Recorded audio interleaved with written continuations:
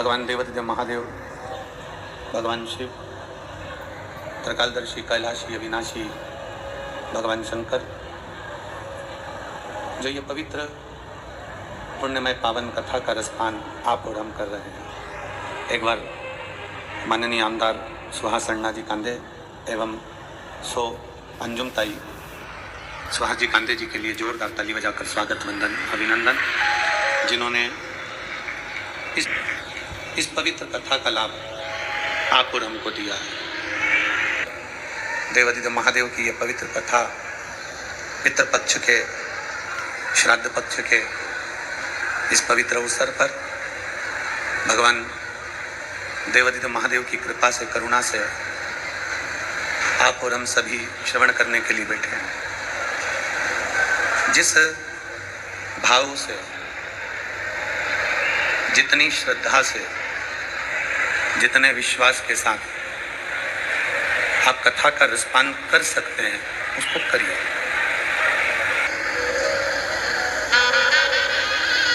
पितृपक्ष, श्राद्ध पक्ष, जिसको हमारे यहाँ श्रद्धा का विषय कहा गया,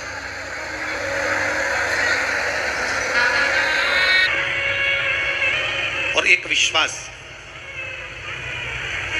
शिव महापुराण की कथा में एक बात बड़ी सुंदर लगती है कि मन और परिंदा,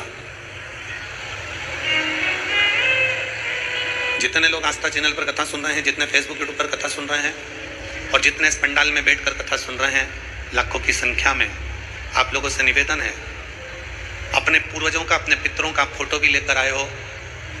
जो लोग आस्था चैनल पर कथा सुन रहे हैं, फोटो हो तो फोटो, नहीं तो चावल हाथ में लेकर दिल से, फेसबुक यूट्यूब के माध्यम से जितने लोग कथा सुन रहे हैं, भाव से, प्रेमवश कथा का लाभ।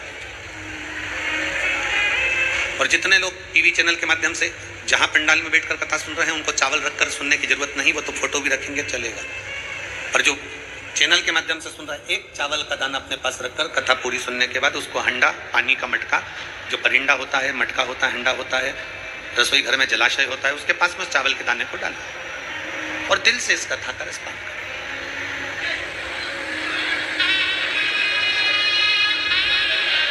इन दोनों की गति, इन दोनों की मन और परिंदा,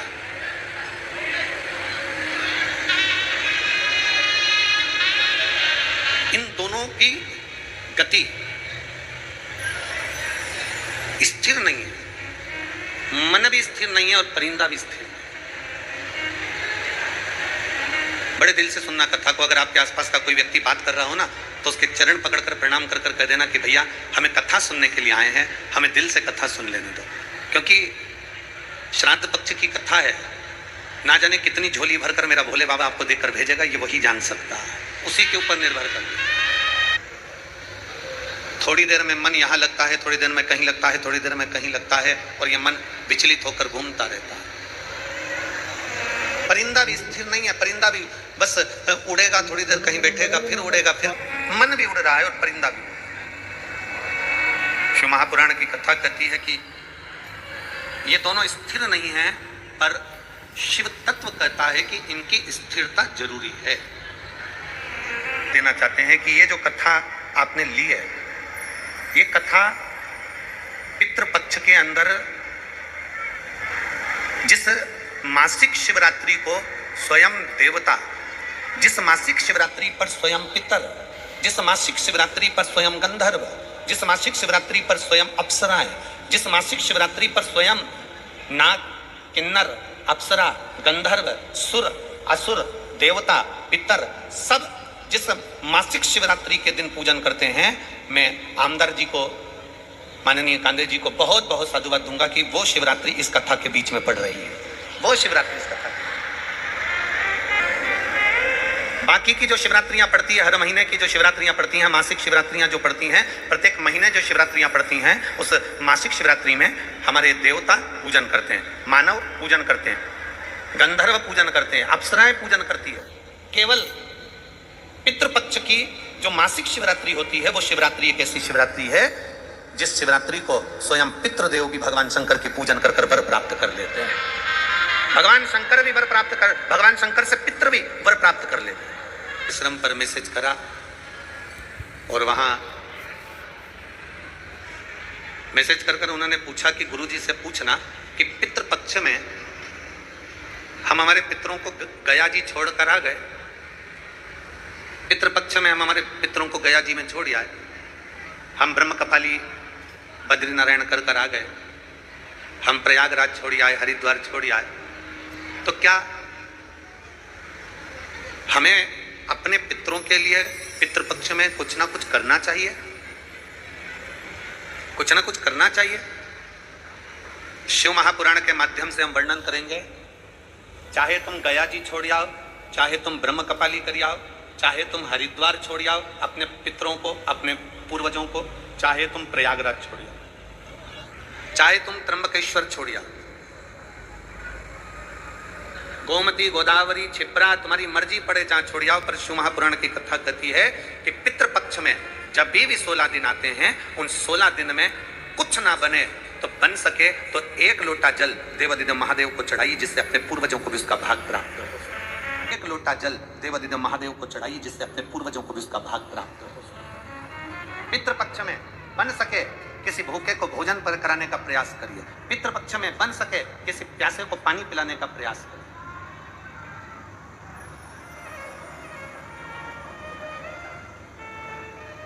पितृपक्ष के अंतर्गत मौका मिल जाए कभी कि शिव महापुराण की कथा आपके क्षेत्र में हो रही है, 50 kilometre, 10 kilometre, 5 kilometre, 15 kilometre, 3 kilometre, 4 kilometre, 10 kilometre, 150 kilometre, 200 kilometre की दूरी पर भी अगर शिव महापुराण की कथा श्रवण करने के लिए पंडाल में अगर आप पहुंच रहे हो, तो यह मानकर चलना कि 12 ज्योतिर्लिंग का दर्शन कर आप शिव तत्व को प्राप्त करने के लिए जा रहे हो। भूलवश भी, अनायास,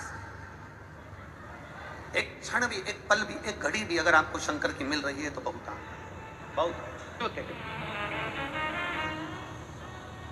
शिव महापुराण की कथा कहती है, एक बार ब्रह्मदेव के मन में भाव उत्पन्न हुआ और ब्रह्मा जी भगवान नारायण के पास में पहुंच गए। भगवान नारायण के पास जैसे ही ब्रह्मदेव पहुंचे और ब्रह्मा जी ने अपने मन की बात कहना प्रारंभ करा, ब्रह्मा जी ने भगवान विष्णु से कहा कि मैंने देखा, संसार सागर को देखा, इस संसार सागर में, इस मृत्यु सागर में, इस पृथ्वी के ऊपर मृत्यु लोक में ऐसा कोई मनुष्य नहीं जो दुखी नहीं। संसार में हर मानव दुखी है। वीर शिवाजी के हाथ में जीजाबाई ने तलवार दे दी, छत्रपति वीर शिवाजी के हाथ में जीजाबाई ने अपनी तलवार दी और तलवार देकर कह दिया था, हमने प्रथम कथा में, नांदेड़ की कथा में भी कहा था कि जीजाबाई ने सामने के किले पर दुश्मनों का झंडा देखा और दुश्मनों का झंडा देखकर जीजाबाई ने कह दिया था, ये झंडा मुझे सुहा नहीं रहा, ए शिवाजी ये झंडा मुझे सुहा नहीं रहा। वीर शिवाजी ने कह दिया था, माँ उनके पास सेना बहुत है। जीजाबाई ने कह दिया, सेना अलग बात है और बल अलग बात है। शिवाजी कल ये झंडा तू उतारेगा कि तेरी माँ जीजाबाई उस झंडे को उतारने के लिए जाए। वीर शिवाजी तुरंत कह दिया, माँ अब तुझे जाने की जरूरत नहीं है, तेरा बेटा शिवाजी जाएगा और झंडा उतार कर आ जाएगा, तेरा बेटा जाएगा, तू क्या चिंता करती है। अपने भीतर बल उत्पन्न करिए, अपने भीतर का बल जब हम उत्पन्न करेंगे, अपने भीतर अगर बल को प्रबल करेंगे तो आपरूप हमारी विजेता है। अपने भीतर के बल से हम आपरूप आगे बढ़ सकते हैं। अम्मा जी ने चारों तरफ देखा और देखते से कह दिया, मृत्यु लोक में प्रभु बहुत दुख है, संसार सागर में बाबा बहुत दुख है, मृत्यु लोक माना दुख है। भगवान नारायण देखकर मुस्कुरा दिए। भगवान नारायण ने देखा, तुरंत ब्रह्मा जी के शब्द को सुना। ब्रह्मा जी करें, पृथ्वी पर बहुत दुख है, पृथ्वी पर कोई तन दुखी, कोई मन दुखी, कोई तन बिन रहत उदास, कोई तन से दुखी है, कोई मन से दुखी है, कोई धन बिना उदास है। संसार में सब दुखी, दुख है। पर इतना सुंदर कहा है कि अगर रास्ता, किसी पथ पर अगर आप चल रहे हैं तो रास्ता जरूर मिलेगा। किसी पथ पर आप आगे बढ़ रहे हैं तो मंजिल जरूर मिलेगी। अगर आप चलेंगे ही नहीं तो ना तो मंजिल मिलेगी ना रास्ता। बस ये भीतर उतारते हुए ब्रह्मा जी ने कह दिया। ब्रह्मा जी बोले, प्रभु पृथ्वी पर सब दुखी हैं। ब्रह्मा जी बोल रहे हैं, मृत्यु लोक में सब दुखी हैं, कोई तन से, कोई मन से, कोई धन से, ना जाने कौन कौन सा दुख संसार के लोगों का मृत्यु लोक में समाया हुआ है। मैं आपसे केवल इतना सा पूछना चाहता हूं कि मेरे संशय को थोड़ा सा मिटा दीजिए। संशय मिटाने की बारी है, इतने में तो देवऋषि नारद का आगमन हो गया। देवऋषि नारद का आगमन हो गया। और देवऋषि नारद का आगमन हुआ, और देवऋषि नारद का आगमन पर देवऋषि नारद ने भी पूछना चाहा, प्रभु मैंने देखा है कि मृत्यु लोक में सब दुखी हैं, कोई तन से, कोई मन से, कोई धन से तकलीफ में है, दुखी है। मेरा एक प्रश्न है, इनका दुख कैसे कट सकता है? भगवान नारायण के सामने ब्रह्मा जी ने दुख काटने का उपाय पूछा।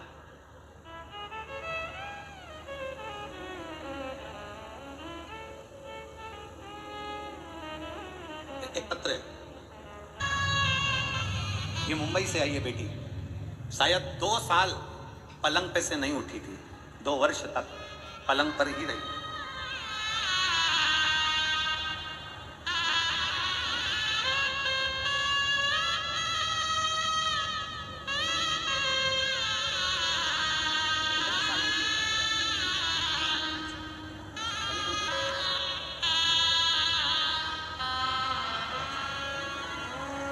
एक वर्ष तक पलंग पर पड़ी रही। डॉक्टर ने कहा था ये बैठ नहीं पाएगी, उठ नहीं पाएगी, पर दीदी बोल रही हैं हम रुद्राक्ष का जल रोज देते हैं, शंकर का चढ़ा हुआ जल इसको रोज पिलाते हैं, और उसी जल के बल पर और डॉक्टरों के बल पर आज ये बेटी बैठी है और व्हील चेयर पर बैठी है। तो उम्मीद है कि एक दिन चलकर भी बाबा के पंडाल जरूर आए। शिव तत्व और करुणा जरूर करें, कृपा जरूर करें। जिस भाव से सुनोगे, जिस भाव से श्रवण करोगे, जिस हृदय चित्त से आप श्रवण करेंगे, उसके लिए साधु, उसके लिए साधुता है। आप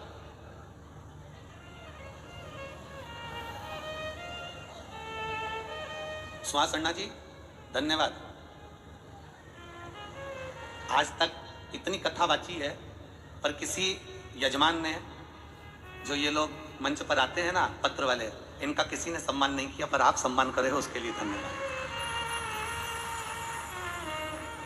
इतनी ये देखकर हमको आंख में आंसू आने लगा कि भाई इतनी कथा वाचन करा, पर जो पत्र वाले आते थे उसका हम बेलपत्र तो देते ही थे, पर आज तक कोई यजमान परिवार उनका सम्मान नहीं कर, पर यजमान परिवार आज सम्मान कर रहा है। इसके लिए एक बार जोरदार ताली बजा। बहुत बहुत साधुवाद है आपको, बहुत साधु था आपको, साधु। और बड़ी खुशी मिलती है जब कोई पत्र पर आते हैं, और जब जजमान परिवार खुद उनको आदर देना, तो उनको भी लगता है कि हमारे को भाव से आदर दिया गया, सम्मान दिया गया। बहुत साधु था, बहुत साधु। शिव को प्राप्त करना, ब्रह्मा जी कह रहे हैं कि मृत्यु लोक में सबका दुख है, संसार सागर में सब दुखी है, कोई तन से, कोई मन से, कोई धन से तकलीफ सबको है। इस दुख का निवारण क्या हो सकता है? इस दुख का निवारण क्या होगा? तब भगवान नारायण ने कहा, एक निवारण मैंने देखा है शिव का। सुनो ब्रह्मदेव, आपने और हमने दोनों ने मिलकर जो पर्वत का घर्षण किया, और उस पर्वत का घर्षण कर कर एक लिंग की आकृति आप और हमने जो प्रकट करी है, उस शिवलिंग की आराधना जीव के दुख को समाप्त कर सकती। शिवलिंग की आराधना। और जिसने पूछा,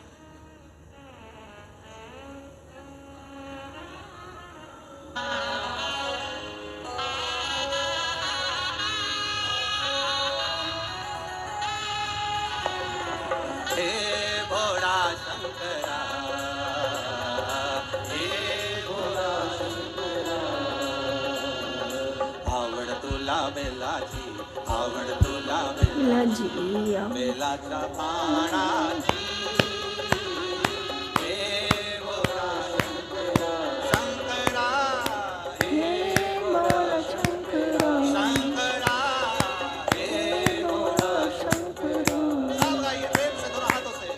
जो पितरों का फोटो लाए वो अपने साथ में रखते हुए बड़े भाव से नाचते हुए। मैं चैनल वालों से भी कहूंगा पितरों का, पूर्वजों का फोटो भी अवश्य दिखाएं। जय हो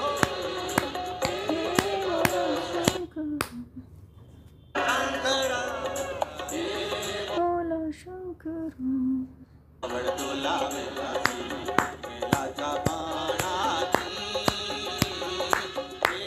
भोला शंकरा, हे भोला शंकरा, हे भोला शंकरा।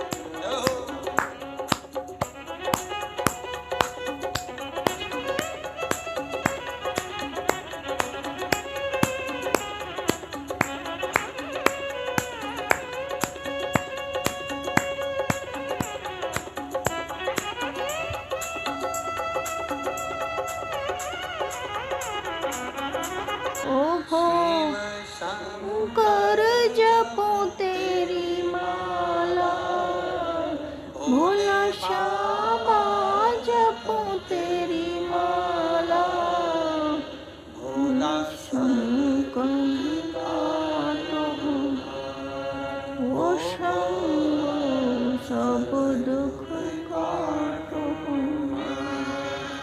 वेश मंगलकारी,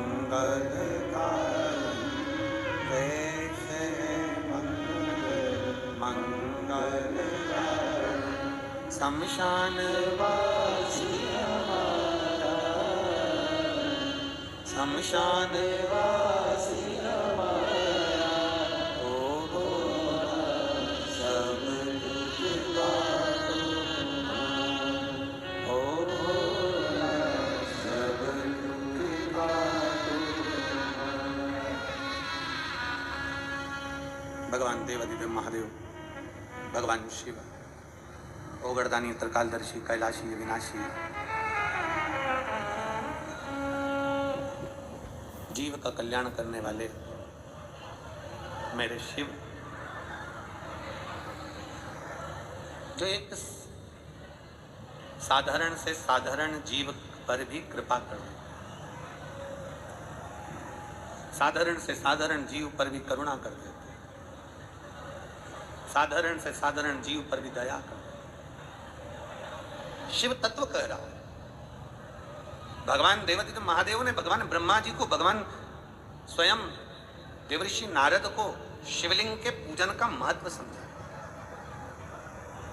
कितने लोग हैं जो एक लोटा जल शिव जी को चढ़ाते हो? हाथ उठाओ जरा। सब चढ़ाते हो? बहुत बहुत साधुवाद रखिए, साधुता प्रतिदिन।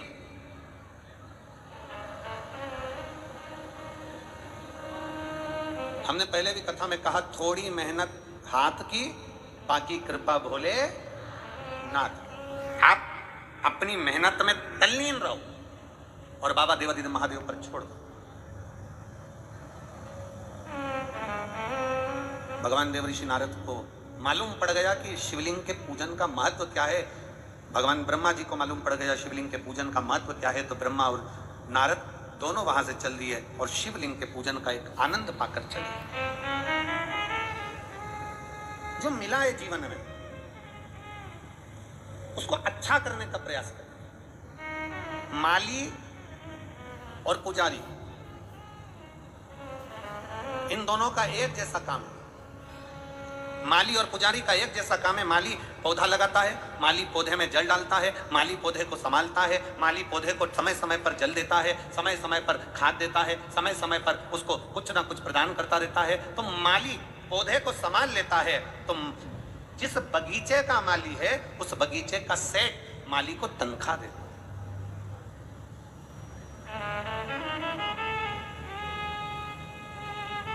बगीचे का जो माली है वो माली को तनख्वाह देता है। माली और पुजारी एक जैसे हैं। माली पौधा को संभाल रहा है, पुजारी भगवान शिव को, भगवान राम को, भगवान कृष्ण के मंदिर में सेवा में लगा हुआ है। पुजारी समय समय पर आरती करना, भोग धराना, समय समय पर भगवान का सेवा संभाल करना, समय समय पर सेवा करना, दोनों में अंतर है। माली सेवा कर रहा है बगीचे को, तो बगीचे का सेठ उसको तनख्वाह देता है, और पुजारी अगर दिल से भगवान देवादिदेव महादेव की सेवा करता है तो जगत का सेठ उसको तनख्वाह देना प्रारंभ करता है।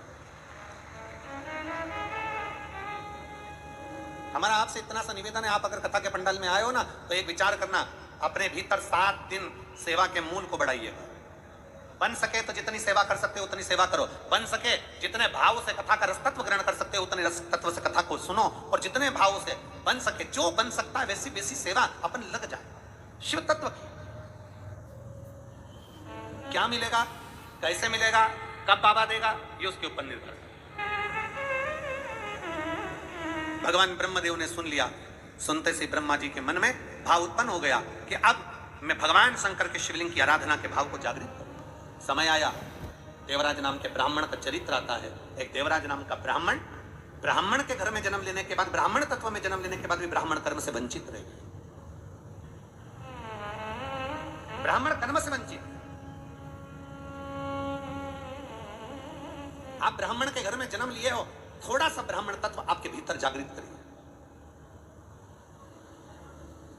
थोड़ा सा ब्राह्मण तत्व आपके भीतर जागृत करिए।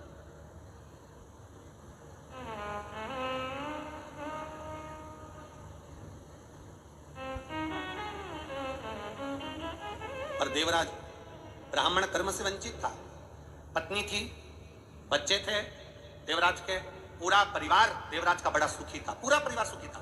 बस देवराज ने एक गलती करी कि एक वेश्या का संग पकड़ लिया। देवराज ने एक गलती करी, एक स्त्री का संग पकड़ लिया, और वो वेश्या का संग पकड़ा, एक स्त्री का संग पकड़ा, एक गलत स्त्री का संग पकड़ा। वो गलत स्त्री का जो संग पकड़ा, देवराज को विनाश की ओर लेकर चले गए। उस स्त्री ने कह दिया देवराज से, रानी के गले में जो हार पड़ा हुआ है वो हार मुझे ला कर दो। और देवराज चोरी करने के लिए गया, चोरी करने के लिए गया तो वो चोरी कर कर रानी हार लेकर आ गया, और रानी हार लेकर जैसे आया तो पीछे पीछे पीछे पीछे उसको राजा के दूत जाने लगे, उसको ढूंढने लगे। वो मिलता नहीं, शंकर के शिवालय में जाकर, शिव मंदिर में जाकर चुपचाप बैठ गया, क्योंकि शरीर में ताप पड़ रहा था, शरीर में बुखार आ रहा था, बैठ गया। आप कहां बैठ रहे हो? आप कहां स्मरण कर रहे हो? आप कहां बैठकर कथा का रसतत्व ग्रहण कर रहे हो? आप किस भावों से कथा को सुन रहे हो? ये सब मुख्य मायने रखता है। एक पत्र के लिए अप्लाई करो, कंपटीशन एग्जाम में बैठो या किसी चीज की परीक्षा देना है तो अपनी मेहनत को 4 गुना कर लो। मैंने अपने बेटे से कहा तेरी मेहनत 4 गुना बढ़ा। मेरे बेटे ने 4 गुना मेहनत करी। मेरा बेटा पशुपति व्रत नहीं कर पाया तो मैंने पशुपति व्रत करे। व्रत करने के बाद भी उसकी नौकरी नहीं लगी। व्रत करने के बाद मेरे बेटे की नौकरी नहीं लगी। जब मेरे बेटे की सरकारी नौकरी नहीं लगी तो मेरा बेटा फिर बोला, अम्मा देख तू कहती थी व्रत करने से नौकरी लग जाएगी, जल चढ़ाने से नौकरी लग जाएगी, पर लगी नहीं। मैंने अपने बेटे से कहा, वो सियोर वाला महाराज कहता है दिल से मांगोगे तो दिल से देता जरूर है। अब एक काम कर, तू भी पशुपति व्रत कर, मैं भी करती हूं, और 1 लोटा जल मेरे साथ रोज मंदिर चल, जल चढ़ाएंगे। हम मंदिर जाकर जल चढ़ाने लगे। गुरुदेव उसी बीच में मालेगांव कथा हुई, मैं अपने बेटे को लेकर पंडाल में बैठ गई। आप कहते हो पंडाल में बैठकर जो मांगा जाता है, श्री शिवाय नमस्तुभ्यम कहने के बाद जो मांगते हो बाबा देता है, और ये मेरा प्रमाण है गुरुदेव। मैंने कथा में बैठकर मांगा, मेरे बेटे ने जल चढ़ाया, पशुपति व्रत करा। आज मेरा बेटा भारत सरकार गृह मंत्रालय में अधिकारी पद पर पोस्टिंग हो गई। मैं बाबा को धन्यवाद देता हूं। कहीं बैठे हैं आप? ही हैं? आ जाइए, आ जाइए, बहुत शिव तत्व है, आइए पधारिए।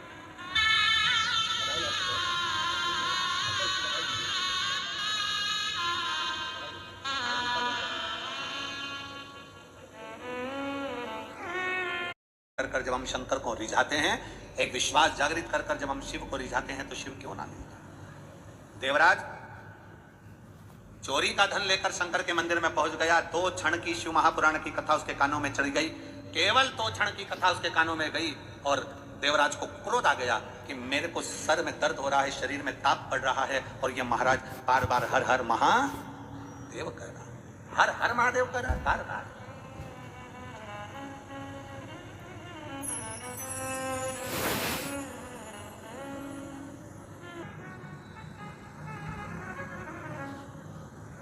देवराज शंकर के मंदिर में गया, चोरी का हार उसके हाथ में था। 2 क्षण का शिव तत्व उसके भीतर चले गए, मात्र 2 क्षण। 2 क्षण में भी क्या मिलता है? एक पत्र है देखो। देवराज सिर पकड़कर चोरी का धन लेकर मंदिर से बाहर निकल गया, मंदिर से बाहर। और जैसे ही मंदिर से बाहर निकला, मंदिर से बाहर निकलकर बेलपत्री के वृक्ष के नीचे जाकर बैठा। शरीर में ताप बहुत था, शरीर में कष्ट बहुत था, प्राण छूट गए। प्राण छूटे, नंदी लेकर मेरा देवाधिदेव महादेव आया।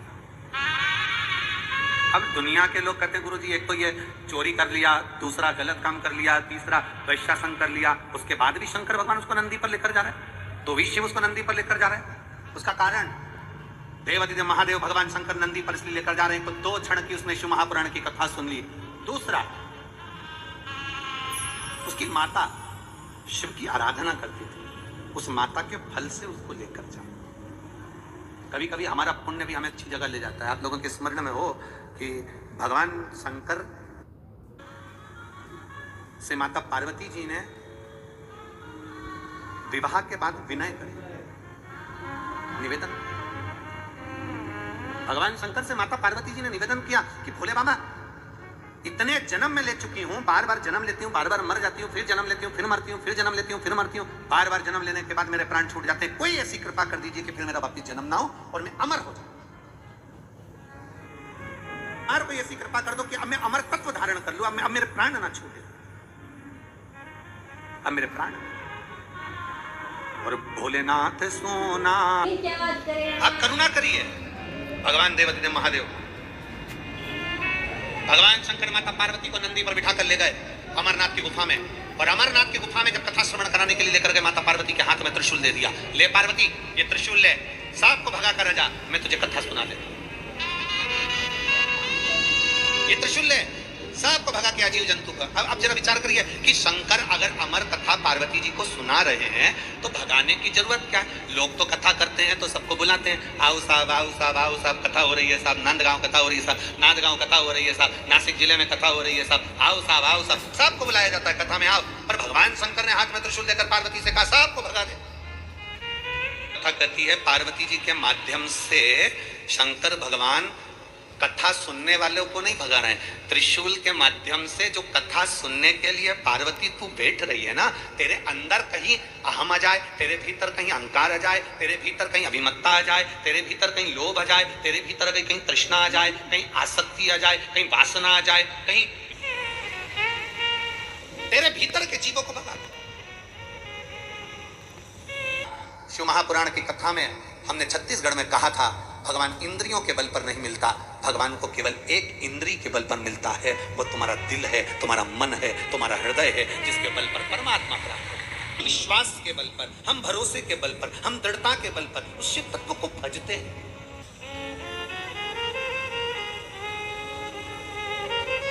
और जब शिव भक्ति अपने भीतर प्रकट होगी तो शिव भगवान शंकर का पवित्र चरित्र कह रहा है, देवादिदेव महादेव का पावन चरित्र वर्णन कर रहा है, पावन चरित्र।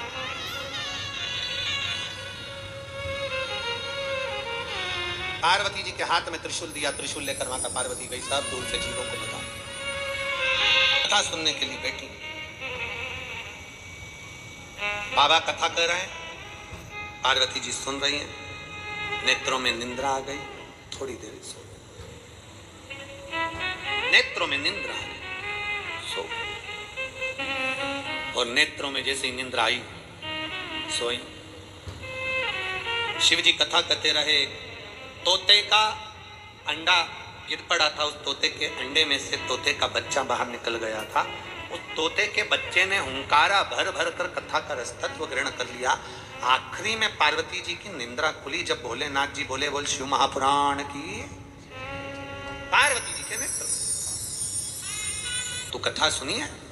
पार्वती ने कहा मेरा ध्यान शिव में चले गए।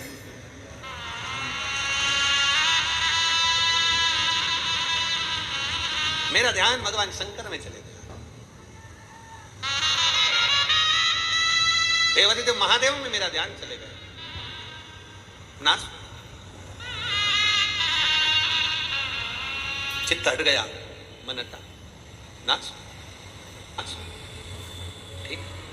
पार्वती तूने हुंकारा नहीं भरा तो भरा किसने? तो तोते का बच्चे पर ध्यान गया, तोते के बच्चे को भागा तोते का बच्चा। व्यास जी महाराज के आश्रम में गया जहां पर उनकी धर्मपत्नी के मुख में बकासी आई, जैसे ही उन्होंने मुख फाड़ा जमाई आई, वैसे ही वो तोते का बच्चा मुख में प्रवेश कर व्यास जी की पत्नी के गर्भ में जाकर बैठ गया। समय जब आया तो व्यास जी की धर्म पत्नी के गर्भ से वो तोते का बच्चा जो प्रकट हुआ, उसी का नाम शुकदेव। तोते के बच्चे को कहते हैं शुक।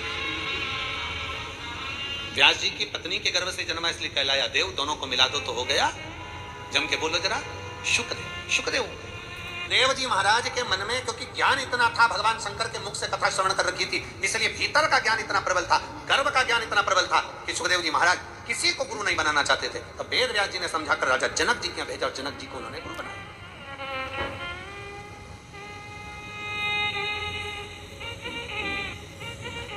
जनक जी ने 3 बातें सुखदेव जी महाराज को समझाई। अब जरा आप समझिएगा 3 बातों को।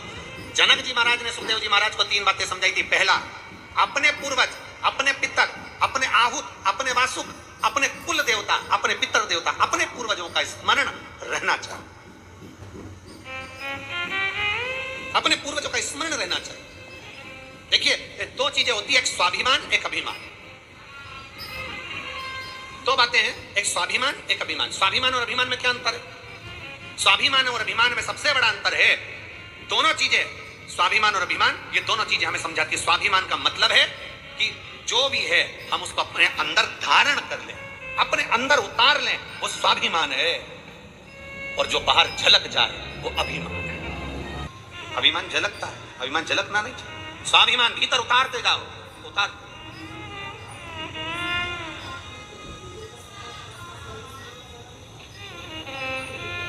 राजा जनक जी ने कहा, सुखदेव जी महाराज को 3 बातें समझाई। पहला, अपने पूर्वजों का, अपने पितरों का स्मरण होना चाहिए। अपने पूर्वजों का, अपने पितरों का। क्यों? क्योंकि जो बुजुर्ग हैं, जो चले गए, जो अपना घर, अपनी जमीन, अपनी जायदाद छोड़कर चले गए, सब तुम्हें छोड़कर गए, तुम्हारा फर्ज बनता है कुछ नहीं तो कम से कम 1 लोटा जल देवादिदेव महादेव को आप जब चढ़ाएंगे तो उसका 1 अंश मात्र पितरों को भी प्राप्त हो जाता है। 1 अंश। 7 दिन की कथा में बीच में 30 तारीख को शिवरात्रि भी पड़ेगी, मासिक शिवरात्रि, और पितृपक्ष की शिवरात्रि।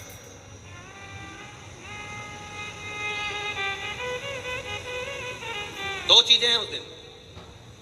पितृपक्ष की शिवरात्रि 30 तारीख को पड़ेगी, उसमें बहुत सारे विधान हैं। आज तो कथा का पहला दिन है इसलिए हम उसको थोड़ा सा कम लिए।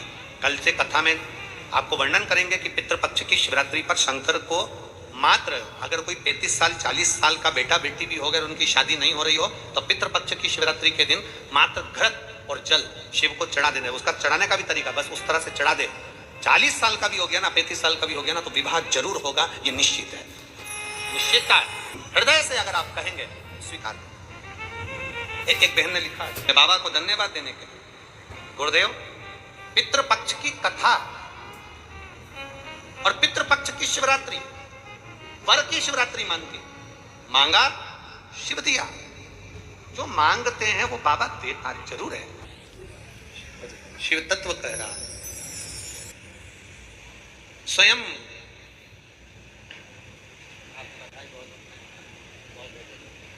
बधाई। शिव तत्व की प्राप्ति पहुंचा समय सुखदेव जी महाराज का पावन चरित्र वर्णित किया। जनक जी ने 3 क्रम बताए, 3 बातों को। एक अपने पूर्वजों का, अपने पितरों का स्मरण। दूसरा, मनुष्य की देह मिली है तो गुरु का मंत्र, गुरु स्मरण जरूर। और तीसरा, ग्रस्त आश्रम में रहकर, परिवार में रहकर शिव की आराधना जरूर, शंकर की आराधना। जिस आश्रम में हो आप, शिव भक्ति को धारण। आगे वर्णन आया, बिंदु नाम के ब्राह्मण के प्राण जल में डूबने से हो गए। चंचुला देवी ने शिव कथा का स्मरण करा। भगवान देवादिदेव महादेव ईश्वर जी और गोरा जी बनकर शिव महापुराण की कथा को श्रवण करने के लिए पधार रहे हैं। जोरदार ताली बजाएं, ईश्वर जी और गोरा जी पधार रहे हैं।